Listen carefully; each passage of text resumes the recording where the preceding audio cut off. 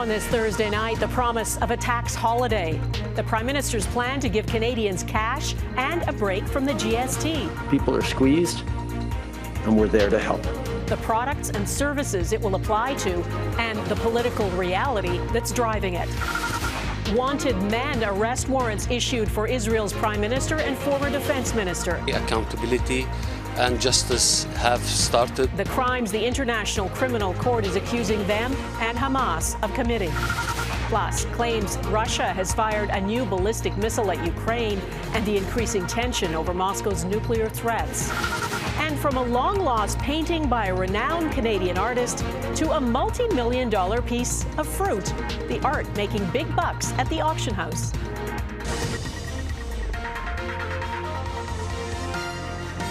Global National with Donna Friesen. Good evening and thanks for joining us. Canadians are being promised a tax break on the GST just in time for the holidays, and millions will also get a check in the mail from the federal government. Prime Minister Justin Trudeau says the measures will help alleviate some of the cost of living pressures so many people are facing. This is a measure that recognizes that everyone has been facing the pinch, and that's why all Canadians get a tax break for the 2 months from mid-December to mid-February. Everything from beer to Christmas trees and restaurant meals will be a little bit cheaper because of the GST HST holiday. Mackenzie Gray has our top story on the politics behind this and what the announcement could mean for you. This is people gathering. This is easy, right? Justin Trudeau trying to make Christmas come early. Everyone had to tighten their belts a little bit, and now we're going to be able to give a tax break for all Canadians. That 2-month break scheduled to start December 14th, pausing the GST or HST on a host of new items like diapers, kids' clothes, and prepared food from the grocery store. This is really about saying to Canadians, things have been hard. They are getting better. But as the list goes on, the items get less essential. Beer and cider under 7% alcohol, chips, candy, and ice cream. Plus video game consoles like this $960 PS5 Pro will all not have GST on it. Potential gifts. It's beautiful and a breeze to set up. You could put under this $2,200 Christmas tree that's also GST free. And to help Canadians afford those items. If you worked in 2023 and earned up to $150,000, we're going to be sending you a check for $250. An estimated 18.7 million Canadians can expect those checks, a fundamental Liberal policy shift, away from targeting programs to help the most vulnerable, and the kind of policy Justin Trudeau used to rag Stephen Harper for. We're going to stop sending those checks to the people who don't need it, so we can send larger checks to the families who do need it. The cost over $6 billion, adding to a ballooning $46 billion projected deficit. They're kind of bribing us with our own money here, as governments like to do sometimes. It's a question of whether we value it and find it useful. And its value is getting mixed reviews. It's a lame attempt to throw money at people, right? Without realizing what exactly where everyone's going through. Everyone can use it, you know, but it would be nice if it was a little more. That sentiment backed by the NDP, who will vote for the measures, some of which they first proposed. We're not going to oppose people getting some help. It's not the way we would have done it. You guys are no fun. Pierre Poilievre won't say if he's in support, but wants other taxes cut. By the way, let's axe the carbon tax and axe the GST on new homes. As for when you can expect those checks, the Liberals say it'll be in early 2025, but that assumes, Donna, Parliament's able to pass it on time. Okay, and Mac, I would think it's hard for the Conservatives to be too critical about giving Canadians a Christmas tax break, but it isn't something that's usually in the Liberal playbook. Why are they doing it now? Well, Justin Trudeau thinks he's playing political Santa in this situation to help the Liberals, who are in a tough spot, down 22 points to the Conservatives in an Abacus poll that came out today. So he's turning to the Conservative provincial playbook that premiers in Ontario, Saskatchewan, and Quebec have all done, sending checks directly to voters close to an election, because it's generally been a successful political strategy. And how that policy actually plays out in different provinces will be different. In places with HST, like Nova Scotia and New Brunswick, the Liberal plan will take the full 15% off those new items. But in places where there's GST and PST, like Manitoba and BC, it's only a 5% discount. So meaning where you live, Donna, will have a big impact on how the Liberals' plan could potentially affect you. Okay, thanks for that. Mackenzie Gray in Ottawa. It has been nearly a week since Canada Post workers went on strike. There are delivery delays for many things, including passports. Service Canada says it's holding back roughly 85,000 passports that were printed and ready to go. People who have submitted a passport application and are in urgent need of a passport are being advised to contact Immigration, Refugee and Citizenship Canada's passport program or visit a Service Canada centre and request to have your passport transferred to the nearest location. The pressure is mounting on Israel's prime minister. The International Criminal Court has issued arrest warrants for Benjamin Netanyahu and Israel's former defense minister, as well as the military commander of Hamas. The judges said there were reasonable grounds the three men bore criminal responsibility for alleged war crimes and crimes against humanity during the war between Israel and Hamas. The ICC also sought arrest warrants for two other high-ranking Hamas leaders, but Israel has already killed both of them. Netanyahu calls the accusations against him anti-Semitic, absurd and false. Redmond Shannon reports on the charges and what they could lead to. In the ruins of Gaza, news from the International Criminal Court is personal. But, says this man, it has come very late. In Israel, there is anger. It means that we as Jews and the state of Israel has no right to defend themselves. The ICC has indicted Israeli Prime Minister Benjamin Netanyahu and former Defence Minister Yoav Gallant for crimes against humanity and the war crime of using starvation as a method of warfare. Netanyahu called the court's move an anti-Semitic decision made by a corrupt chief prosecutor and biased judges. The court also issued an arrest warrant for Hamas leader Mohammed Deif, accusing him of war crimes and crimes against humanity, murder, torture and rape on October 7th last year. Israel claims it killed Deif in July. Accountability and justice have started, and we hope that this road will continue until we reach our independence and our freedom. We fundamentally reject the court's decision to issue arrest warrants for senior Israel officials. Neither the US nor Israel are parties to the ICC, but Canada is, meaning it would be obligated to arrest the men should they come to Canada. We will abide by all the regulations and rulings of the international courts. Western allies of Israel have difficult decisions to make, according to this legal expert. The leaders that have been indicted until today have all been non-allies of the West. And so this is a first in that sense. ICC members don't always honour arrest warrants, Donna. Vladimir Putin has been indicted for war crimes committed in Ukraine, but visited member state Mongolia, a Russian ally, in September, without being taken into custody. Donna? All right, Redmond Shannon in London, thanks. The International Criminal Court was established in 2002 as a forum to investigate and prosecute those responsible for the world's most serious crimes. It's issued nearly 60 arrest warrants. The majority are for men from African countries accused of atrocities, but Vladimir Putin is on that list too for Russian aggression in Ukraine. 21 people have been detained and 11 have been convicted. Israel's assault on Gaza has reached another grim milestone. According to the Hamas-run health ministry, more than 44,000 Palestinians have been killed. 88 of them died in overnight airstrikes on northern and central Gaza. Russian President Vladimir Putin gave a surprise address today. He says Russia fired a new intermediate-range ballistic missile at Ukraine. Ukraine had accused him of launching a longer-range intercontinental ballistic missile, which would be a first. Jackson Proskow on the message the use of these missiles sends. This video of the missile strike appears to show multiple simultaneous warheads striking the city of Dnipro. Ukrainian officials initially believed it was a Russian intercontinental ballistic missile capable of delivering nuclear warheads. Soon after, Vladimir Putin confirmed the use of a new hypersonic medium-range missile armed with conventional explosives. warning it could strike military installations of any country that supports an attack on Russia.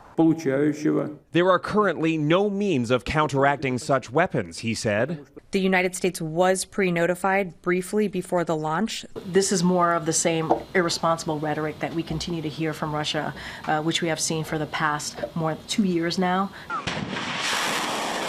This week, with permission from the West, Ukraine fired American-made ATACMS and British Storm Shadow missiles at targets inside Russia, prompting Moscow to lower the threshold for the use of nuclear weapons in a fresh round of saber-rattling. The missile test has put Ukraine on edge. This definitely is an escalation, said Ukraine's foreign ministry, calling on the international community to react. Nuclear blackmail has worked in the past, and they're going to continue doing it. And they're only going to stop with nuclear blackmail, I believe, when we stop kind of responding to it. With victory seemingly impossible, Putin's best hope may be for a negotiated peace, something incoming U.S. President Donald Trump has suggested, but which NATO allies are wary of. We know that President Putin has no red lines, and the best way to get to peace is for him to leave Ukraine.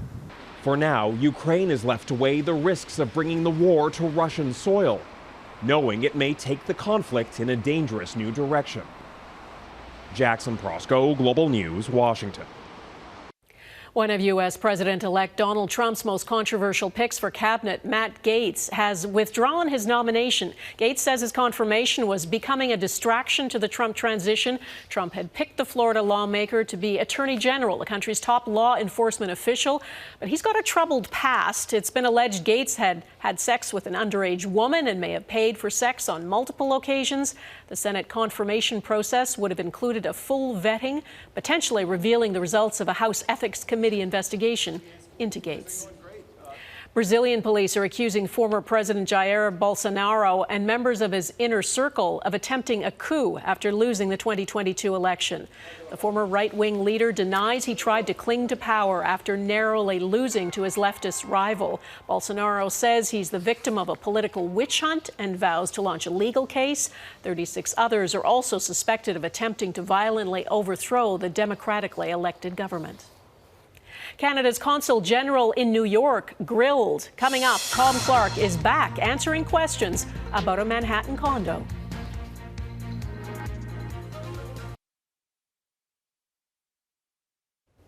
Canada's Consul General in New York denies he tried to push the federal government into buying a luxury Manhattan apartment to serve as the new residence. Tom Clark was summoned to testify again at a parliamentary committee. He was appointed to the job by Prime Minister Trudeau, and Conservatives on the committee accuse him of trying to get a better, fancier place to live than the old residence in Manhattan. Taria Isri reports. 111 West 57th Street near Central Park.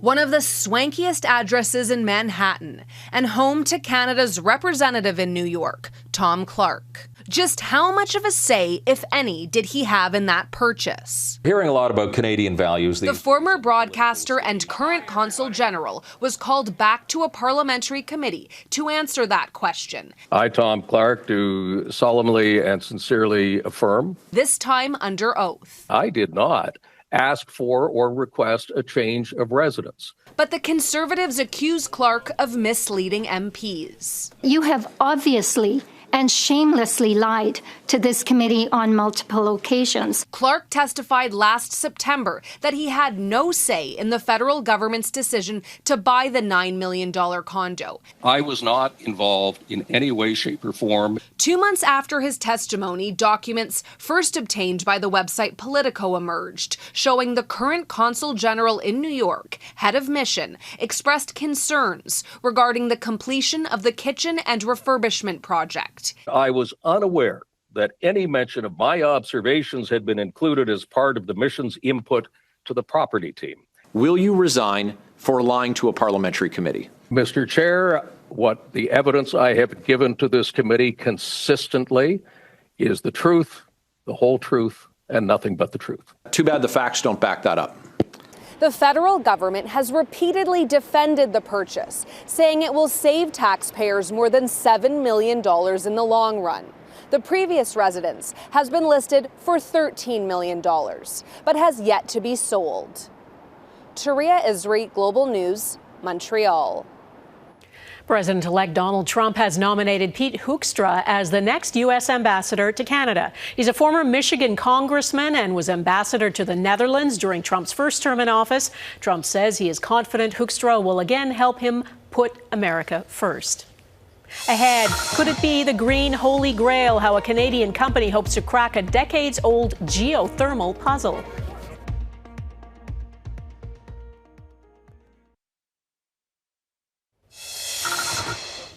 Greenpeace protesters locked themselves to a replica oil pump jack today in front of the official residence of the leader of the opposition.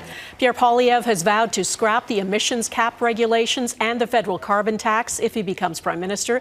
The protesters who were arrested say Poilievre's election promises will benefit oil companies and fuel climate change. The phrase drill, baby, drill doesn't exactly bring clean energy to mind, but a German city is pinning its hopes for a green energy future on the idea, thanks to some made-in-Canada technology. Geothermal energy harnesses heat from deep underground. Scientists have long known the energy is there. However, safely converting it to a commercially viable source of heat and electricity has been elusive. Global News went to Germany to see the technology up close. Heather Urix-West reports. Nestled in the Bavarian countryside is a drill site like no other. Striking oil here is not the goal. Instead, its wells will carry only water to be heated by the energy found deep below. What we call it Everloop, and the water is being circulating from here surface and coming back hotter, so with around 120 degrees. The hope is that this geothermal energy plant will generate enough clean power to heat and electrify an estimated 20,000 German homes by 2026. Nothing like it has been done before. So it's important to say that we are doing a pioneer work here. So it's the first of its kind. We have high hopes for the project, says Gerrit Street Mayor Michael Mueller, because we want to be part of the energy revolution. A revolution that the German government and European Union have invested heavily in order to not only be climate neutral, but also less dependent on foreign suppliers. In order to do that, they're partly counting on technology first developed more than 7,000 kilometers away, on the abandoned well sites of Western Canada. We said, what else could we do with all these brownfield sites? And at that time we said, well, why not geothermal? Developed over several years, the Everloop addressed the main problem with conventional geothermal projects, the risk of groundwater contamination, by creating a closed-loop system using technology commonly used in the oil sands. It works like a giant radiator, with water traveling down pipes almost 5 kilometers to come back up heated by energy from the Earth's core. After the success of initial test sites in sedimentary oil and gas basins like Rocky Mountain House, Alberta, it's the technology's commercial viability the company is now hoping to prove with its German plant. This would definitely help to make geothermal energy extraction and utilization boom and scale up in the world, which is what we need. If there is success here, Ever already has plans for a second German project and another in the Netherlands, with the hope to eventually bring geothermal electricity generation to Canada down the road. The potential very real in this forest to strike a green gold gusher. Heather Urix-West, Global News, Calgary. Next, a long-lost Canadian painting sells big at auction.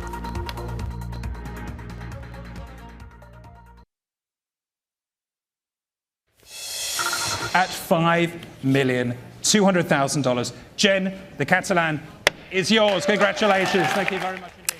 That is what a piece of art called Comedian just sold for. It looks like a banana duct taped to a canvas, because that's exactly what it is. It's by the Italian artist Maurizio Catalan, who says it's meant as a commentary on what we value. The banana was bought for 35 cents the day before. 2 previous versions were eaten, and the owner of this one, a cryptocurrency king, says he intends to eat his, too.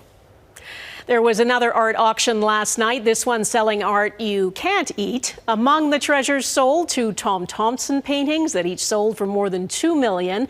And all eyes were on the rediscovered Emily Carr painting, found in a New York barn. It exceeded expectations. As Eric Sorensen reports, it went to an anonymous Canadian collector. $50,000 bidding. Tens of thousands of dollars in bids and rebids fly by in seconds. Fair warning once, $95,000. Fair warning for the third and last time.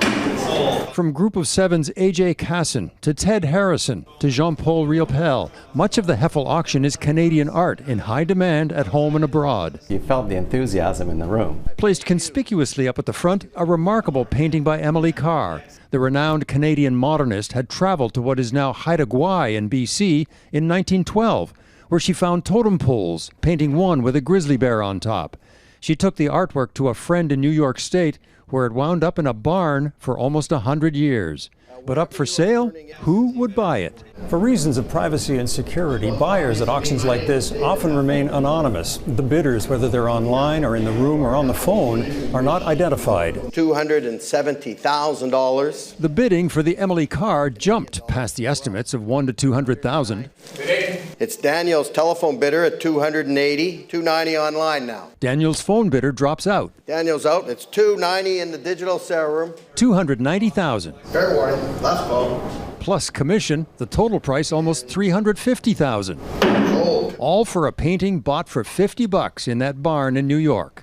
Alan Tribitz, the art dealer who found it, was watching closely online. I'm happy with it. He'd hoped it would fetch a little more, but the thrill ultimately was in the discovery. That's still the amazing part of it, that we found it, it was there. How the hell it was sitting there after all those years and nobody found it is still a mystery. And now the mystery is, who owns it? It's going to a Canadian collector. A private collector. So is it a found artwork, only to be lost to the public once again? Now it's not lost. It was lost before when it was in upstate New York. Yeah. And no, it's found a wonderful new home, and a client who will cherish the treasure. A new treasure from Emily Carr that no one knew existed. Eric Sorensen, Global News, Toronto. And that is Global National for this Thursday. I'm Donna Friesen. Tonight's Your Canada is a romp or a bevy or a family of otters in Cowichan Bay, BC. Let's just call them cute. Thanks for watching. Carolyn Jarvis will be at the Anchor Desk tomorrow, and I will see you again next week. Bye-bye.